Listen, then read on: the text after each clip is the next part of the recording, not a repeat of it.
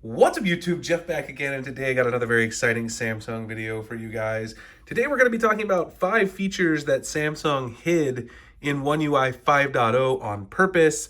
And these are some things that are not only built in directly into One UI 5.0, but also some apps that were released specifically for One UI 5.0 that I think you guys are going to enjoy. So before we do that, I want to remind you guys we are getting close to Galaxy S23 Ultra launch season, and I do have my Galaxy S23 Ultra mystery boxes available on the website. They are $0, so if you are going to be pre-ordering a Galaxy S23 Ultra here in the US, all you got to do is go to the website, sign up, put in your shipping information. I ship it to you. It's 100% free. You don't pay for shipping. You get a free case, a free desktop phone stand, a cleaning kit. Maybe I can convince my friends at Mint Mobile to throw in some of these beautiful Mint Mobile microfiber cleaning cloths as well. But these are going to ship in February when the phones launch. The link will be in the description. Check it out. Happy to give back to the community and do these every time we have a Samsung launch. So there are 5 things here I have in my little Google Keep document. The first one is Bixby call screen. So Bixby call screen is something you can find inside of the dialer, the phone app. Go into the 3-dot menu and go into settings, and you'll see it right here. It's called Bixby text call. I put the wrong name down in my Keep document, but the idea is basically the same as what you see on the Pixel devices with Google's call screen feature. When someone calls, you can tap a button and Bixby will basically answer the call for you and then transcribe what the person on the other end is saying so you can take action on the call. Now, unfortunately, the reason they hid this here in the US specifically and didn't really make a big deal about it is because, as you can see here, it's only available in Korean right now. And that, of course, makes it not so useful here in the US, where not very many people probably speak Korean. But I do have it set up just to kind of mess around with spam callers. So when I get a spam call, I can have Bixby answer it in Korean. It's pretty funny. I've been enjoying playing around with it. Now, the good news is this is coming in January to North America, to the US, with English support. So if you're looking forward to this feature, it's a really cool feature. It's going to be a powerful feature, basically having the functionality of Google Call Screen, which I love on my Pixel, on my Samsung device. And of course, I'll have full coverage of that when it comes out in January. So make sure you subscribe to the channel when I go over the feature in English. The next one is the Registar app.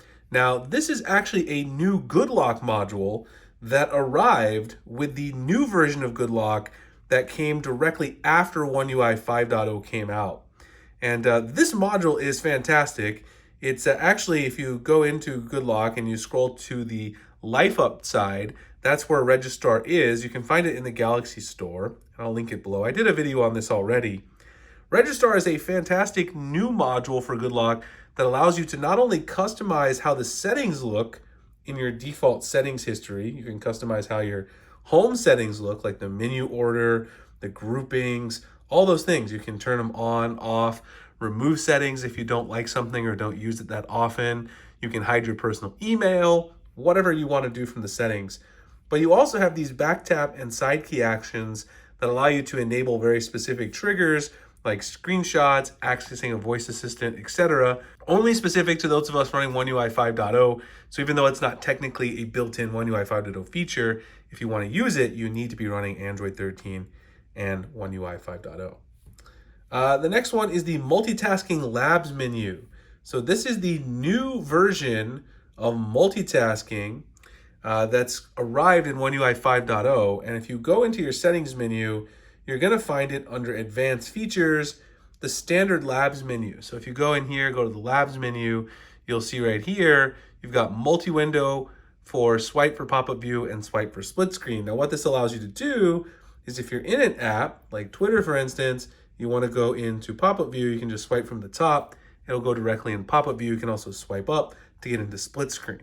These gestures make it a lot more convenient and a lot simpler to utilize your multitasking gestures. And it's certainly something that's made me use it a lot more. As you guys can see here with the Keep document, I like to use multitasking a lot, especially when I'm making videos.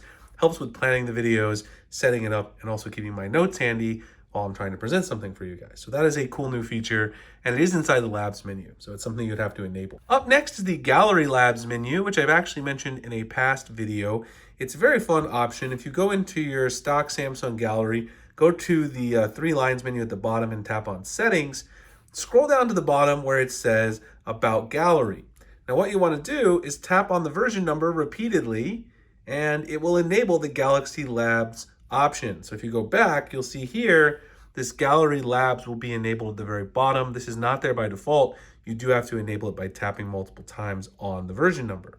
You go in here, there's some very useful options. It's mainly, again, like a lot of the Labs features for developers, but some cool options that I like to use, like video preview on the picture list, timeline the album, which groups your album view by date, clusters them together, timeline the search album, which again clusters your search albums by date, and improves zoom performance, which is actually a very useful one as well in the image viewer. So there's a couple of things in here that you might find interesting. You can add extra details to your photos, show cached images and details.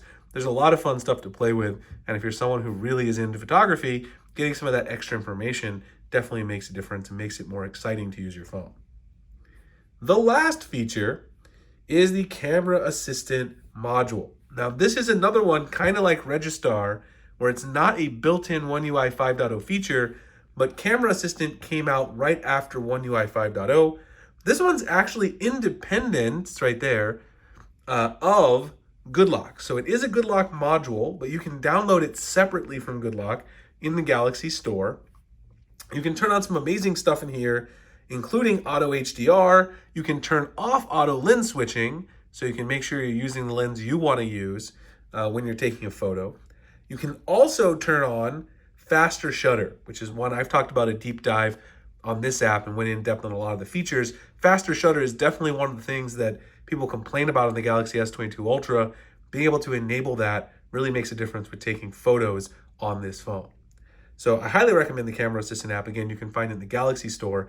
You don't have to have GoodLock to get this, even though it will show up if you have GoodLock installed inside the GoodLock modules. So you see it's right there in mine.